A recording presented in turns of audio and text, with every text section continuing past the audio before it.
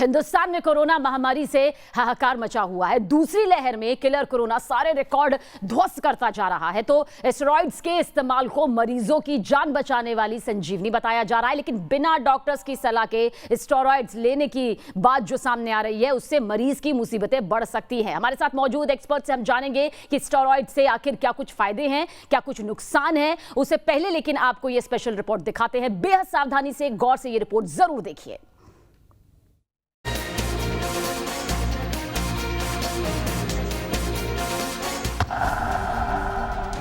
Home isolation में संभल कर ले स्टेरॉइड्स।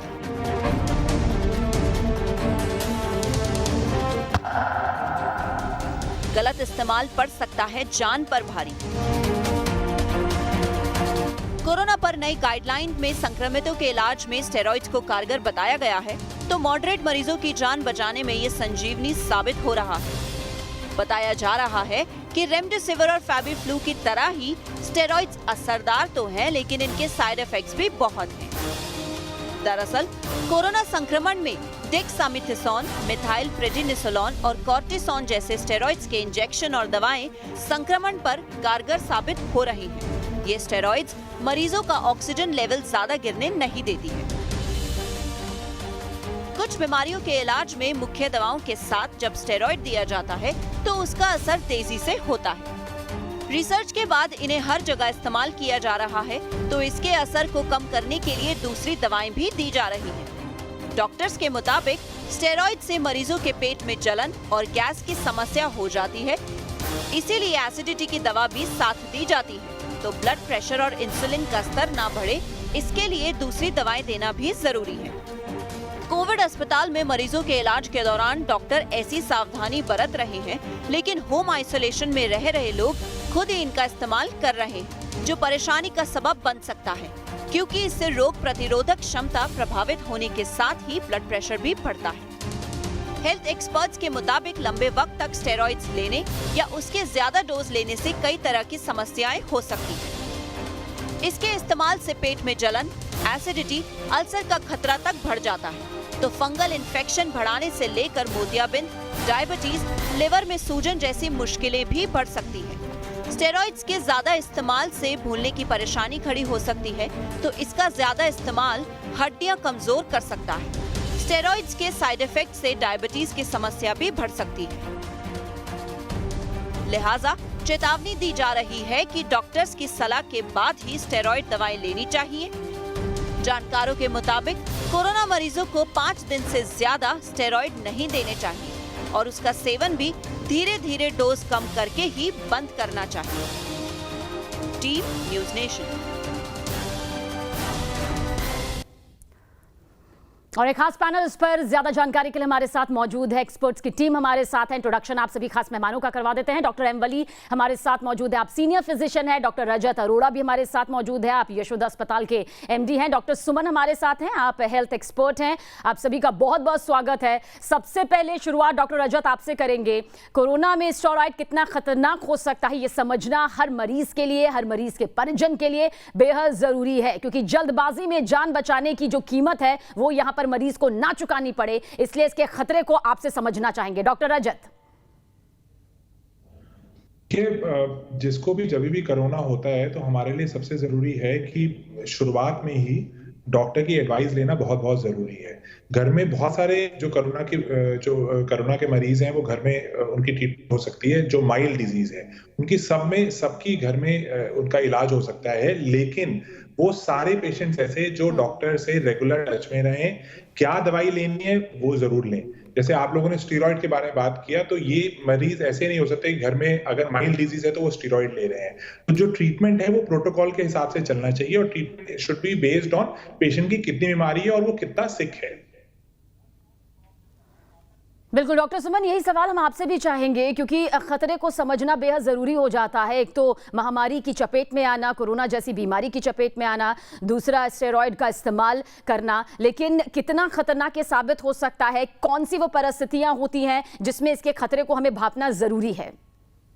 देखिए, इसमें कोई शक नहीं है कि स्टेरॉइड जो है ये जीवन रक्षक के रूप में आजकल ये यूज हो रही है, पर ये आजकल ये डबल साइडेड स्वॉर्ड के रूप में भी ये प्रमाणित हो रही है। वो इसलिए क्योंकि अगर ये कुछ ही कंडीशंस में दी जाती है, इन मॉडरेट इलनेस, जब अगर पेशेंट को माइल्ड सिम्टम्स है या उसका सैचुरेशन लेवल मेंटेन्ड है, तब उसमें उसकी जरूरत बिल्कुल नहीं होती है।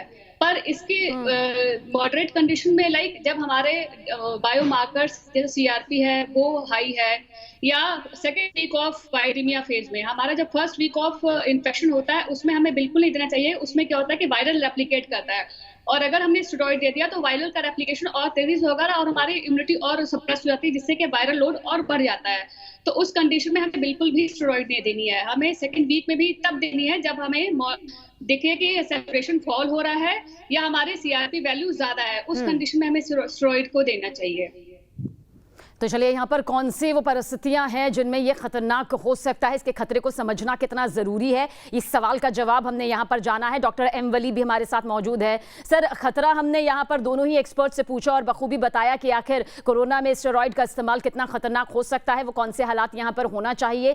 क्या कुछ इसमें सर आप एड ऑन करना चाहेंगे? क्योंकि सबसे पहले यही समझना जरूरी है कि आखिर इसके ट्रीटमेंट में अगर इसका इस्तेमाल किया जाता है तो किन परिस्थितियों और किस खतरे को ध्यान में यहाँ पर रखना और समझना जरूरी है। डॉक्टर एम वली जी, देखिए, जब स्टेरॉइड का WHO ने एंडोर्स किया था कि स्टेरॉइड दिया जा सकता है फॉर द फर्स्ट टाइम 2020 में around the month of May, उससे पहले अमेरिका में स्टेरॉइड यूज हो रहे थे अंडर द मैथ्स प्रोटोकॉल। तो मैथ्स प्रोटोकॉल में यूज हुआ, उसके बाद ये रिसर्च आई कि इंटेंसिव केयर यूनिट्स में जो पेशेंट थे, जब उनको डेक्सामेथासोन दिया गया तो उनको करीब 8.7 और 6.7% उनका वहाँ रिकवरी अच्छी हुई और स्टे कम हुआ। इसके अलावा और भी ब्रांड्स हैं जो स्टेरॉइड के यूज में आ रहे हैं। अच्छा, अब 1-2 दिन से जो ब्लैक फंगस का आया है, इसलिए सब लोग सचेत हो गए हैं कि हमें स्टेरॉइड बहुत सुपरविजन में देना चाहिए। अगर डॉक्टर के सुपरविजन में, डॉक्टर के डिसीजन से आप दे रहे हैं तो कोई खतरा नहीं है। इससे शुगर सबकी बढ़ती है, जो डायबिटिक्स होते हैं उनकी भी बढ़ती है और नॉन डायबिटिक्स होते हैं उनकी भी बढ़ती है, और नॉन डायबिटिक्स की ट्रांजिएंट बढ़ती है। एक तो ब्लैक फंगस वाली बात हो गई, और दूसरा, जो लोग एकदम से स्टेरॉइड ज्यादा ले लेते हैं उनको नुकसान होता है। तो इसकी सुपरविजन जो है वो ज्यादा जरूरी है। और ये जैसे कि भी दोनों ने बताया, डॉक्टर्स ने, एक्सपर्ट्स ने, तो मैं उनकी बात से एग्री करते हुए यहाँ यही कहूंगा कि 5वें दिन के बाद अगर पेशेंट सिम्टोमेटिक है और फीवर आ रहा है, then we can find out कि अगर स्टेरॉइड देना बनता है। जो मार्कर्स हैं वो बढ़े हुए हैं, पेशेंट को बुखार है, पेशेंट सिक हो सकता है, क्योंकि ये नया वाला जो स्ट्रेन आया है ना, ये बहुत तेजी से डैमेज कर रहा है लंग्स को। और जो अभी बिल्कुल सर, इसके बारे में भी और डिटेल से आपसे आगे जानेंगे, लेकिन इस सवाल का जवाब आप तीनों ने जिस तरह से दिया है उससे इतनी तो उम्मीद है जो दर्शक हमारे देख रहे हैं वो समझ गए होंगे कि स्टेरॉइड को लेने से पहले कितना जरूरी है सुपरविजन का होना, कितना जरूरी है ये समझना कि क्या आप इसके लिए सही हैं या फिर नहीं। खतरे को यहाँ पर जरूर भाप गए होंगे। अगला सवाल यही है सर कि स्टेरॉइड के साइड इफेक्ट्स क्या हैं, क्योंकि कई बार कुछ साइड इफेक्ट भी इंसान को डरा देते हैं। आपको लगता है जो साइड इफेक्ट यहाँ पर सामने आएंगे वो किस तरह के होंगे, किस तरह से महसूस हो सकता है एक मरीज को इसके बाद? डॉक्टर रजत अरोड़ा, हम चाहेंगे कि इस सवाल का जवाब सर आप दें। स्टीरॉइड जैसे डॉक्टर साहब ने बताया था डबल एज सोर्ड है, तो हमें उसके बेनिफिट्स और रिस्क फैक्टर्स दोनों जानकारी हमारे पास होनी चाहिए। पहले ये हम क्लैरिफाई करें कि किस तरह के पेशेंट्स में हम स्टीरॉइड देते हैं। तो पहले ये हमें जानना है कि जब ये रिकवरी ट्रायल पहली बार आई थी सितंबर में, जब WHO ने इसको एंडोर्स किया था, जब सितंबर 2 में ये ट्रायल आई थी, पहली बार ऐसा हुआ था, कोई ऐसी ड्रग थी जिससे ही पता चला था कि मरीजों को, कोविड के मरीजों को किसी भी एक दवा से फायदा हो सकता है। उसकी सबसे बड़ी जो एविडेंस है वो सिर्फ और सिर्फ स्टीरॉइड्स का है, कोई और ऐसी दवाई नहीं है। या आप समझे रेमडेसिविर समझे, या टोसिलिजुमैब समझे, या बैरिसिटेनेब समझे, लेकिन कोई ऐसी दवाई नहीं है जिसका इतना एविडेंस है जितना हमारे पास स्टीरॉइड्स का है। तो बियॉन्ड डाउट हमें पता है कि स्टीरॉइड्स का फायदा है। अब स्टीरॉइड्स पहले हमें किसको देने हैं? स्टीरॉइड्स हमें उन लोगों को देने जिनको ऑक्सीजन की नीड है, जो जिनके जैसे बायोमार्कर्स खराब है या जिनको निमोनिया हो रहा है। लेकिन स्टीरॉइड्स में 3 चीजें बहुत इंपॉर्टेंट है। जब हम स्टीरॉइड्स लेते हैं तो उसमें 3 चीजें सबसे ज्यादा इंपॉर्टेंट है। पहला, डोज, हम डोज कितनी दे रहे हैं। दूसरा, हम कितने समय के लिए डोज दे रहे हैं। और तीसरी ये कि जब हम डोज खत्म कर रहे हैं तो वो हम धीरे धीरे उसको टेपर करके खत्म कर रहे हैं। ये तीनों चीजें जानना हमारे लिए बहुत बहुत जरूरी है जब भी हम स्टीरॉइड्स डोज देते हैं। डॉक्टर सुमन, हम चाहेंगे कि सिम्टम्स आप जरूर यहाँ पर बताएं कि आखिर क्या कुछ साइड इफेक्ट इसके हो सकते हैं स्टेरॉइड के बाद में, ताकि मरीज जो हैं उस साइड इफेक्ट्स को लेकर घबराए नहीं, डरे नहीं, अपने डॉक्टर के साथ में कांटेक्ट में रहे, संपर्क में रहें। जी, सबसे पहली बात है कि जो डायबिटिक पेशेंट है उनको ये स्टेरॉइड उनके सुपरविजन में लेना चाहिए, अपने डॉक्टर्स के सुपरविजन में, जो होम आइसोलेशन में है। और दूसरी बात ये है कि ये जो स्टेरॉइड है इसमें कोविड और नॉन कोविड पेशेंट में भी ये शुगर लेवल इंक्रीज कर देता है। It may precipitate terms condition called glycosuria, जिसमें क्या होता है कि डायबिटिक प्रेसिपिटेट हो जाता है। और ये है कि अगर ग्रेजुअली अगर टेपर नहीं किया गया तो it can cause osteoporotic in long bones, मतलब ये the bone become so fragile कि वो उनको फ्रैक्चर होने का डर होता है। और जिसको पेप्टिक अल्सर है उसको एहतियात के तौर पे लेना चाहिए एंटासिड के साथ, और जिसको हाइपरटेंशन है उसको भी एहतियात के साथ ही लेना चाहिए, क्योंकि इसमें भी बीपी शूट अप होने के चांसेस होते हैं। और इसमें जो है it may cause tuberculosis, peptic ulcer, इसमें बहुत सारे सिम्टम्स हो रहे हैं। और नाउ डेज जो म्यूकोमाइकोसिस है, ब्लैक फंगस, ये भी आफ्टर पोस्ट कोविड ये देखने को मिल रहा है। तो इन सब चीज़ों को ध्यान में रखते हुए हमें ये बहुत ही, जैसे डॉक्टर साहब ने जिक्र किया था कि हमें इसकी टाइमिंग और कितने दिनों तक देना है और किस टेपर डोज से देना है, वो हमें इन सब चीज़ों का ध्यान रखना होगा। तो इन सभी चीज़ों का यहाँ पर ध्यान रखना बेहद ज़रूरी है, और ये तभी हो पाएगा जब आप डॉक्टर के संपर्क में होंगे, उससे सलाह मशवरा करने के बाद ही आपके ट्रीटमेंट की जो प्रोसेस है वो यहाँ पर आगे बढ़ेगी। डॉक्टर एम वली, आपको क्या लगता है किन मरीजों को स्टेरॉइड दी जानी चाहिए, यानी कि वो कौन सी परिस्थिति रहती है, वो मरीजों की सेहत का कौन सा चरण रहता है जहां आपको लगता है कि इसकी जरूरत सबसे ज्यादा पड़ती है? हालांकि आप तीनों ने ही अपनी बातों में ये जरूर बताया, लेकिन सर स्पेसिफिक इस क्वेश्चन का जो जवाब है हम जरूर चाहेंगे कि हमारे तमाम दर्शकों तक आप पहुंचाएं। मैंने देखिए एक तो टाइम फ्रेम बताया है कि when the patient is showing science of toxaemia, हम स्टेरॉइड इसमें एंटी इन्फ्लेमेटरी उससे देते हैं एम से। और ये जो शुरू में रिपोर्ट आई थी जो यूके से आई थी, वो उन पेशेंट्स पे दिए गए थे जो आईसीयू में थे, मॉडरेटली सीवियर थे, ज्यादा सीवियर नहीं थे, जो वेंटिलेटर पे नहीं गए थे या जाने वाले थे। तो उसमें जो मैंने बताया उसमें 13 से 15% तक फायदा हुआ था। अब हमने जो साइड इफेक्ट की बात करते हैं तो कॉमन साइड इफेक्ट्स तो यही होते हैं, भूख ज्यादा लगने लगेगी, चेहरे पे सूजन आ जाएगी, और जैसे कि बताया गया लॉन्ग टर्म में उसमें लेकिन जो इमीडिएट साइड इफेक्ट जो हमको देखना है प्रैक्टिकली वो शुगर और ब्लड प्रेशर बढ़ता है लोगों का, भूख बढ़ती है, उसके साथ साथ शुगर बढ़ती है। तो उसमें तुरंत जैसे ही शुगर बढ़े हमें उसी समय, या तो पेशेंट अगर इंसुलिन पे डायबिटीज का है तो उसका इंसुलिन एडजस्ट करना चाहिए, डायबिटीज का नहीं है तो हमें ओरल मेडिकेशन भी दे सकते हैं। और एम ये है कि शुगर नॉर्मल रखा जाए। दूसरा ये है कि पेशेंट की नॉलेज में ये बात होनी चाहिए कि उसको भूख ज्यादा लगेगी और उसकी शुगर बढ़ेगी। तीसरा ये है कि इसमें डॉक्टर का जो डिसीजन है वो बहुत इंपॉर्टेंट है। मैं बार बार इसको कह रहा हूँ कि अभी हमको ये देखना है कि जैसे मार्कर कराते हैं, एक्सरे चेस्ट कराते हैं, और जिन केसेस में पॉसिबिलिटी है स्कैन कराते हैं, उसमें हमको असेसमेंट करना है पेशेंट को कितना स्प्रेड है वायरस का। और सबसे अच्छी बात इसमें ये रहेगी कि हम इंजुडिशियस यूज ना होने दें। पेशेंट कुछ आते हैं, वो कहते हैं कि मैं स्टेरॉइड ले लूं, उनको डिस्करेज करना चाहिए। दूसरा, जब हमें स्टेरॉइड देना है तो अच्छी क्वालिटी का स्टेरॉइड देना चाहिए और उसको मॉनिटर करना चाहिए, और 5 दिन के अंदर कोशिश करनी चाहिए कि हम इसको टेपर कर दें जैसे कि बताया गया।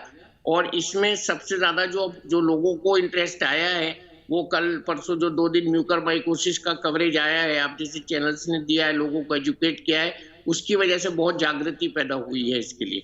बिल्कुल, और इन सभी बातों का ध्यान रखना देखिए जरूरी हो जाता है। और जो लाखों करोड़ों दर्शक इस वक्त हमारे खास पैनल की बात को सुन भी रहे होंगे, ये बहुत ही ऐसी सलाह है आप लोगों के लिए जो आपकी जान बचाने में अपना एक महत्वपूर्ण योगदान दे सकती है।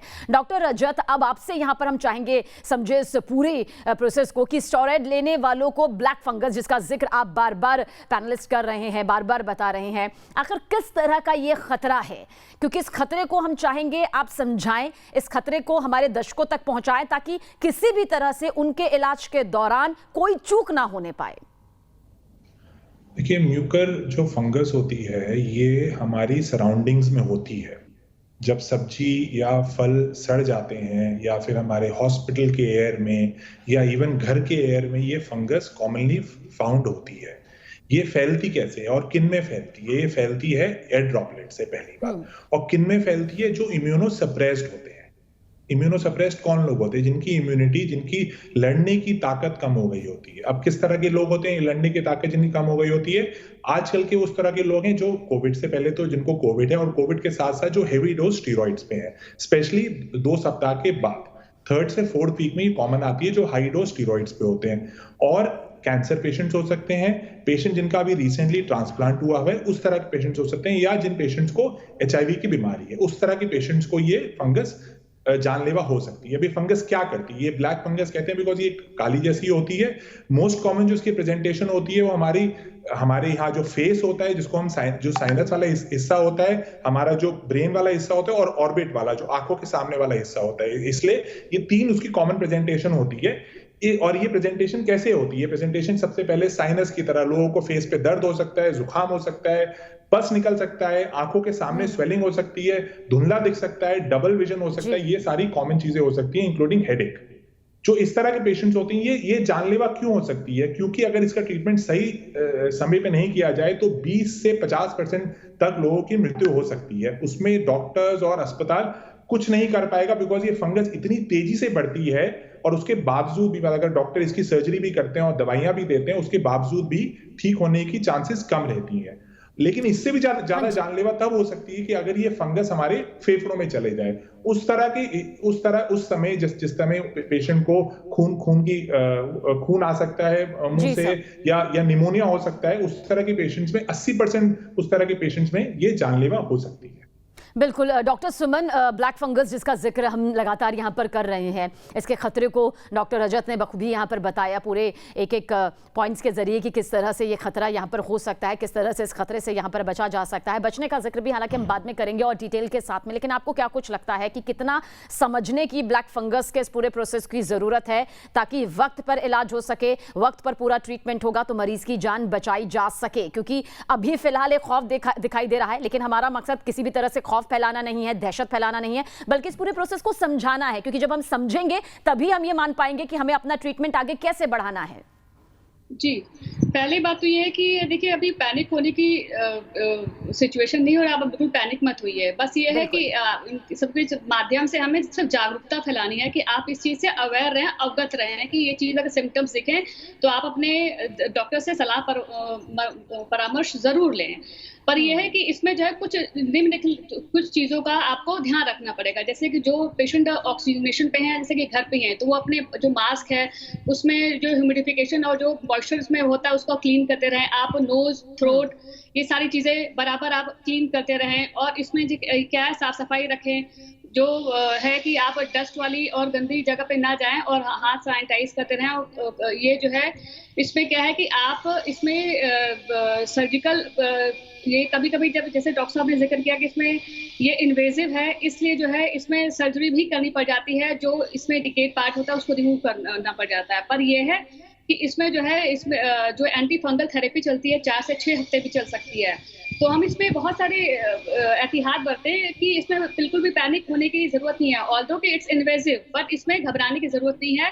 बस ये है कि पोस्ट कोविड जितने पेशेंट्स को ये सिम्टम्स थोड़े बहुत दिखते हैं, आप इसमें डॉक्टर से एज सुन एज पॉसिबल सलाह परामर्श जरूर लें। Early to detect and early to diagnose, इसका ट्रीटमेंट इसमें वो प्रिवेंटेबल हो सकता है। बिल्कुल, और मेरे ख्याल से जितना भी आप लोगों से अब तक हम सब ने समझा है या फिर दर्शकों ने समझा है और जिनको अब भी ये समझ नहीं आ रहा है, बात सिर्फ इतनी है कि अपने लक्षण को, अपने सिम्टम्स को देखकर अपना खुद का डॉक्टर बनने से अच्छा है कि आप सीनियर से सलाह लें, आप एक्सपर्ट से सलाह लें, डॉक्टर से सीधा संपर्क करें और उनसे समझे कि क्या ये लक्षण इससे जुड़े हुए हैं या फिर नहीं, ताकि वक्त पर इसे रोका जा सके जब तक कि पूरा मामला यहाँ पर बिगड़े और फिर आप डॉक्टर के पास जाएं परामर्श लेने के लिए या फिर दवाइयां लेने के लिए। अगला सवाल डॉक्टर एम वली आपसे है, हार्ट अटैक का खतरा स्टेरॉइड्स के बाद जो यहां पर आपको लगता है ज्यादा बढ़ जाता है या फिर किन कंडीशंस में यह बढ़ता है? जो पहले से हार्ट पेशेंट्स हैं, क्या उनके लिए ज्यादा दिक्कत वाली बात यहां पर है? कौन से वो हालात रहते हैं जब हार्ट अटैक का खतरा बढ़ जाता है इससे? इससे पहले मैं ये बताऊं, मैं एक छोटा सा ये मैंने फोन में निकाला है। कल ही एक पेशेंट का मेरे पास मैसेज आया था। I hope this I is visible. और सही तो दिखाई नहीं दे रहा, हम चाहेंगे आप कैमरे के सामने ले आए इसे हल्का सा। हाँ जी जी ये जी, है। तो ये जो आई है इसकी बंद होने वाली है अब, और ये शाम से बंद हुई थी कल, और मैंने तुरंत, अब ये पेशेंट ऑपरेट हो चुका है, इसको मैंने एक्सपर्ट्स के पास भेजा, जो ईएनटी के एक्सपर्ट और आई एक्सपर्ट दोनों ने मिलकर किया है। तो इसमें ये आंख के नीचे अगर आपने गौर से देखा होगा तो स्किन का कलर खराब हो जाता है। ये भी मैंने बैठे बैठे फोन से निकाला। अब कोरोना जो है ये बहुत दुष्ट वायरस है। ये एक्चुअली कोरोना वायरस फेफड़ों की बीमारी नहीं है, ये खून की जो ब्लड वेसल्स होती हैं उनकी बीमारी है। ये आपको फर्क श्रोताओं को भी समझ लेना चाहिए कि वेसल्स चूंकि पूरी बॉडी में होती हैं तो ये कहीं भी इन्वॉल्व कर रहा है, नए नए इसके मैनिफेस्टेशंस सामने आ रहे हैं। जब ये ब्लड वेसल्स को इन्वॉल्व करता है तो इसमें दोनों शक्तियां होती हैं, खून को जमाने की और खून को पतला करने की, मीन्स प्रोकोआगुलेंट एंड एंटीकोआगुलेंट। हमारे शरीर में भी दोनों मैकेनिज्म है और इस कोरोना वायरस ये दोनों मैकेनिज्म को प्रभावित करता है। जब ये उस मैकेनिज्म को प्रभावित करता है जो खून को पतला करता है तो ये ब्लीडिंग की शक्ल में प्रेजेंट होता है। लेकिन ज्यादातर, जैसे अभी आपने देखा पिछले दिनों रोहित सरदाना जी हमको छोड़कर चले गए, आपके इम्पोर्टेंट साथी, और कल परसों ये ब्लॉगर राहुल जी चले गए। ये यंग लोग थे और इनका एक्सप्लेनेशन हमारे पास नहीं है, अलावा इसके कि हम ये कह सके कि इनको हार्ट अटैक हुआ है, सडन डेथ हुई है। तो ये सडन डेथ भी प्रोड्यूस करता है, इसको हम एससीडी कहते हैं। और लॉन्ग एक्टिंग भी इसके मैनिफेस्टेशंस हो सकते हैं, जैसे एंजाइना पेन है, हार्ट में पेरिकार्डाइटिस है, मायोकार्डाइटिस है, वेस्कुलाइटिस इसको हम पूरे सिंड्रोम को कहते हैं। और जब हार्ट की रगों में खून का थक्का बन जाता है तो ये बिल्कुल वैसे ही होता है जैसे एक टिपिकल हार्ट अटैक होता है, और उसमें सडन डेथ भी हो सकती है। हार्ट के जो मार्कर हैं वो बढ़ सकते हैं। कई बार ऐसा होता है कि पेरिफेरी में ये क्लॉट्स चले जाते हैं तो गैंग्रीन भी हो सकती है, स्ट्रोक भी हो सकता है। आपने चूंकि सिर्फ हार्ट अटैक पूछा है इसलिए मैं हार्ट का बता रहा हूँ। हार्ट के अंदर कोरोना वायरस बिल्कुल उसी तरह से वेसल्स को इन्वॉल्व करता है जैसे कि उन लोगों में वेसल्स इन्वॉल्व होती हैं, लेकिन यहाँ कोलेस्ट्रॉल नहीं जमा होता, यहाँ क्लॉट जाता है और क्लॉट जाके लॉज कर जाता है, जब जाता है वहां हार्ट की रगों में। और क्योंकि हार्ट की रगें आगे तक पतली होती जाती हैं, वो एंड आर्टरीज होती हैं, तो उसमें कोई ऐसा साधन नहीं है कि क्लॉट निकल के बाहर चला जाए। तो इसलिए बिल्कुल सर, और डिटेल के लिए आपके पास जरूर आएंगे। बहुत बारीकी से आप यहाँ पर समझा रहे हैं और बाकी पैनलिस्ट भी यहाँ पर बता रहे हैं।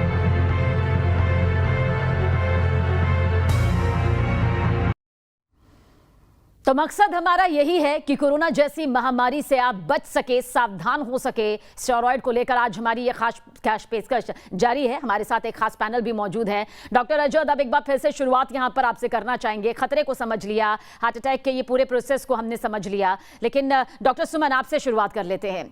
मरीज को स्टेरॉइड आखिर कब बंद कर देनी चाहिए, ये सवाल भी यहाँ पर बरकरार है। और ये सवाल कई बार इसलिए भी खड़ा हो जाता है क्योंकि कई बार किसी चीज की अति या हद से ज्यादा उसे लेना भी आपकी जिंदगी पर भारी पड़ सकता है। ये लगातार आप लोगों के जरिए सामने आता रहा है। हम चाहेंगे ये समझे मरीज और मरीज के परिजन की डॉक्टर की सलाह के हिसाब से इसे कब बंद कर देना ही बेहतर है।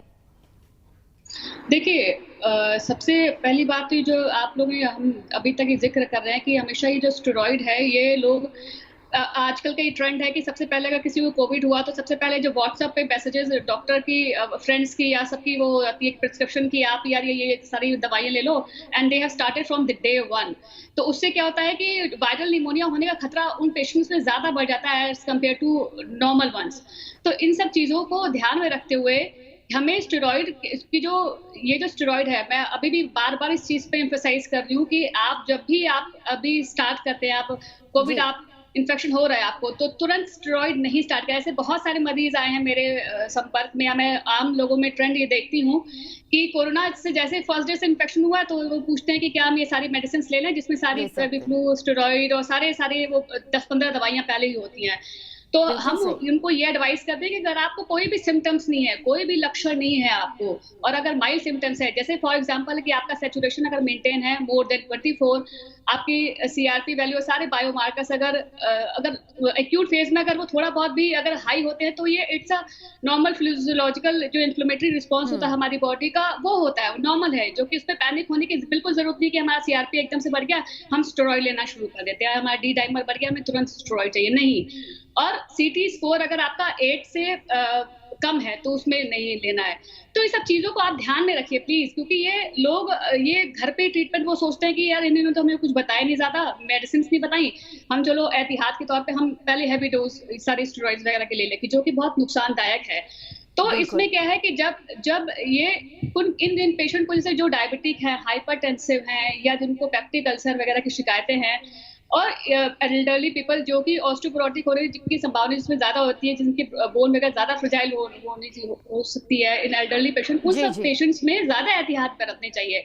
तो बिल्कुल, और जो बात मैम आपने बहुत खास कही है कि ये जो प्रिस्क्रिप्शन एक दूसरे का एक्सचेंज करने का इन दिनों एक ट्रेंड सा चल गया है, वो बेहद खतरनाक है। ये जरूरी नहीं कि सामने वाले का बॉडी उसे एक्सेप्ट कर सकता है तो आपका भी शरीर उसे उसी हिसाब से कर ले, लेकिन इन दिनों ये खूब चल रहा है कि ये खा लीजिए दवाइयां, आप ठीक हो जाएंगे, और उसके कितने नुकसान झेलने पड़ते हैं वो शायद सामने नहीं आ पा रहा है, और उसका सामने आना भी बेहद जरूरी है। इसलिए ऐसे मैसेजेस फॉरवर्ड करना या फिर ऐसे मैसेजेस को ढूंढ कर निकाल कर अपने पर या अपनों पर इलाज करना, तो ये सरासर गलत है। ये बहुत आपने खास बात यहां पर बताई है। डॉक्टर एम वली, आपसे भी ये समझना चाहेंगे कि आखिर इसे कब बंद कर देना चाहिए? स्टेरॉइड को लेकर तमाम तरह की बातें यहां पर सामने आती है, मैम ने भी बहुत यहां पर अच्छे से समझा है। हम चाहेंगे थोड़ी और डिटेल आपके जरिए भी दर्शकों तक पहुंचे, ताकि वो समझ सके कि देखा देखी नहीं चलना है। हर किसी का एज ग्रुप अलग है, हर किसी की बीमारी जो है अलग है, इम्यून सिस्टम हर किसी का अलग है, वो उस हिसाब से समझे।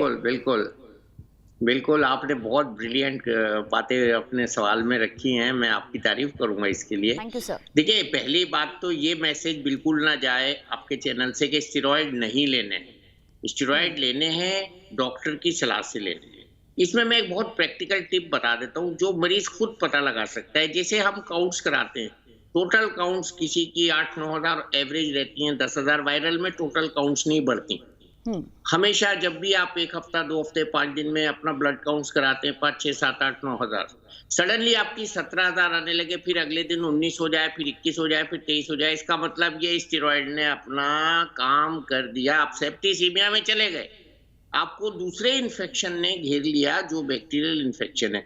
सो long your counts are controlled, आपकी ब्लड काउंट रेंज में है, जिसको हम टोटल व्हाइट सेल काउंट कहते हैं, जब तक ये रेंज में है आप सुरक्षित हैं, इसलिए घबराने की कोई बात नहीं।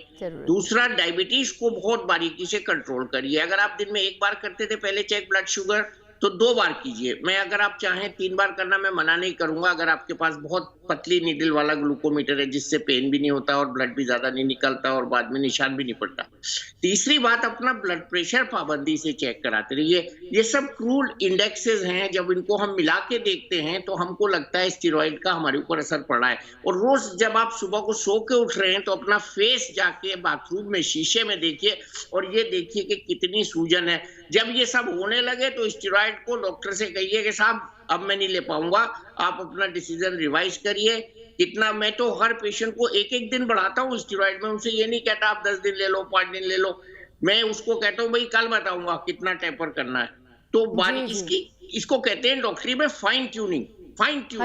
And doctor should not hesitate to video call each patient each day. आप खाली फोन मत करिए, आप वीडियो पे अपने मरीज को देखिए। प्रधानमंत्री जी ने भी कहा है टेलीमेडिसिन यूज करिए, और बहुत से अच्छे डॉक्टर्स इससे बहुत अच्छी तरह इसको यूज कर रहे हैं और बहुत लोगों को फायदा हो रहा है, इससे नुकसान नहीं होगा। अगर आपने अपने पेशेंट को देखा और आपकी ऑब्जर्वेशन अच्छी है और आपको तजर्बा है कि आप पेशेंट के एक लुक से उसके बारे में कुछ जान सकते हैं, जैसा कि हमारे टीचर्स हमें पढ़ाते थे सीनियर, उस वक्त कहाँ IL-6 डी डाइमर, कहाँ आयरन टेस्ट, फेरेटिन टेस्ट, ये कुछ नहीं होते थे। हम लोगों की वार्ड में एक छोटी सी लैब होती थी, उसमें जाके हम स्टूल का सैंपल ले जाके टेस्ट किया करते थे, ब्लड की काउंट, हीमोग्लोबिन कर लिया करते थे। तो हमने ऐसे वक्त में पढ़ा है, जो अच्छे डॉक्टर्स हैं और जो अच्छे टीचर्स हैं वो अपने डॉक्टर्स को, स्टूडेंट्स को बहुत अच्छे से ट्रेन करते हैं। और steroid is world wide use medicine end of course it is double aged sold, but it is a miraculous sold. और थोड़े टाइम के लिए स्टेरॉइड को यूज करने से ऑस्टियोपोरोसिस वगैरह नहीं होती, but we should be very careful in those patients. बिल्कुल, बहुत सावधान रहने की जरूरत है। और सर, आपने जो बात कही है कि ऑनलाइन यहाँ पर अब इन दिनों देखिए मरीजों को चेक किया जा रहा है, बहुत बड़ी तादाद भी यहाँ पर है, लेकिन हर डॉक्टर की जिम्मेदारी भी आपने यहाँ पर बता दी कि अपने मरीज को देखें ऑनलाइन के जरिए, ताकि आप उसको समझ सके, आप उसकी हालत को उस वीडियो कॉन्फ्रेंसिंग के जरिए देख सके। और ऐसा होना भी चाहिए sir. Thank you so much sir, क्योंकि इस मैसेज का भी जाना बेहद जरूरी था, क्योंकि बहुत सारे डॉक्टर्स ऐसे भी हैं जिससे फोन पर बात कर रहे हैं और शायद देखने का वक्त नहीं है, पर यहाँ पर वक्त जाहिर सी बात है जिंदगी के लिए निकालना जरूरी हो जाता है। डॉक्टर सुमन, स्टेरॉइड का असर आखिर कितने वक्त तक रहता है? मरीज ये भी जानना चाहते हैं, उनके मन में ये रहता है कि हम जो ले रहे हैं उसका असर कितने दिन तक रहेगा, कितने महीनों तक रहेगा, कितने हफ्तों तक रहेगा? जैसे ये वली सर ने बहुत अच्छा डिस्क्रिप्शन क्लिनिकली सब दिया है कि रोज सुबह पेशेंट उठ के एक बार अपने आप को चेक करके कहीं पफिनेस स्वेलिंग तो नहीं है फेस पे, या उसको फटीग या फिर एडिशनल सिम्टम्स तो नहीं आ रहे हैं कि एडजुएंट चीजें, तो उसका डायबिटीज वो बराबर चेक करता रहे, अपना बीपी बराबर चेक करता रहे। तो ये सब बड़ा, जैसे सर ने जिक्र किया है कि बहुत ही माइन्यूट इसको ट्रैक करने की जरूरत है इन सब चीजों को, कि आप पेशेंट से उसका क्लिनिकल सिम्टम्स भी आप पूछिए, क्लिनिकल सिम्टम्स के हिसाब से ही डॉक्टर्स जो है अपनी डोसेज वगैरह को टेपर करेगा, उसको बंद करेगा, उसको चलाएगा, वो डॉक्टर ही उसको बता पाएगा। ये पेशेंट नहीं बता सकता है कि हमें इसको अब खत्म करना है या हम अपने हिसाब से कर सकते हैं, नहीं, आप ये डॉक्टर के परामर्श के हिसाब से और उसके गाइडेंस के अंदर ही आपको ये सारी डोसेज इसको लेनी है, और इसको टेपर करना नहीं करना है वो डॉक्टर आपको बताएगा। बिल्कुल, तो डॉक्टर के हिसाब से आपको चलना होगा। अगर आप डॉक्टर्स के हिसाब से चलेंगे, अपना डॉक्टर खुद नहीं बनेंगे, तो यकीनन इस महामारी को मात दे पाएंगे। डॉक्टर एम वली, क्या सावधानी बरतनी जरूरी होती है? क्योंकि कई बार छोटी सी असावधानी जिंदगी पर भारी पड़ जाती है। हम चाहेंगे लाखों करोड़ दर्शकों को आप ये बताएं कि किन किन सावधानियों का ध्यान रखना बेहद जरूरी है। सबसे पहले कोरोना के मरीज को अपने शरीर को रेस्ट देना चाहिए। ये जो लोग बार बार वॉशरूम जा रहे हैं, वहां फेंट हो रहे हैं, गिर रहे हैं, तकलीफ हो रही है, सैचुरेशन बेड पे 97 है और वॉशरूम जाके 88 हो जाता है, ये इसको आप अवॉइड करें। वॉशरूम की जगह फैन यूज कर, अगर थोड़ा सा अच्छा है आपका सैचुरेशन, सेहत अच्छी है, तो बेड के बराबर में कमोड रख लें, कुर्सी वाला। सबसे ज्यादा जो मरीज को नुकसान हो रहा है वो अपना ऑक्सीजन निकाल के बाथरूम जब वो जा रहा है तब सारा किया धरा डॉक्टर का भी और उसका भी बेकार हो रहा है।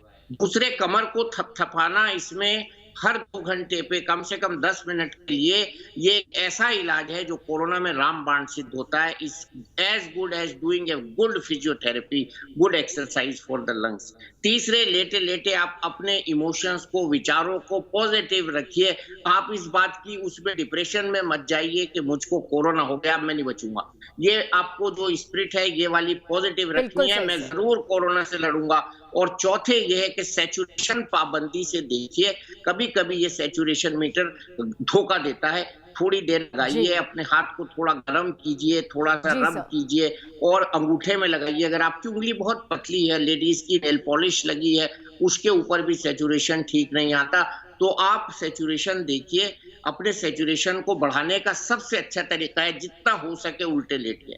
उल्टे लेटने से बहुत अच्छा नतीजा आता है। और सुबह को ज्यादातर पेशेंट्स जो उल्टे लेटते हैं उनका सैचुरेशन फॉल नहीं करता। जो लोग सीधे लेटते हैं वो रात को 90-92 सैचुरेशन पे सो रहे हैं और सुबह को 80-82 पे उठ रहे हैं और बहुत चिंतित हो जाते हैं कि हमारा ये सैचुरेशन डिप कर गया, हमारी बीमारी बढ़ गई। नहीं, ऐसा नहीं है, आपको लेटे लेटे कंजेशन हो गया।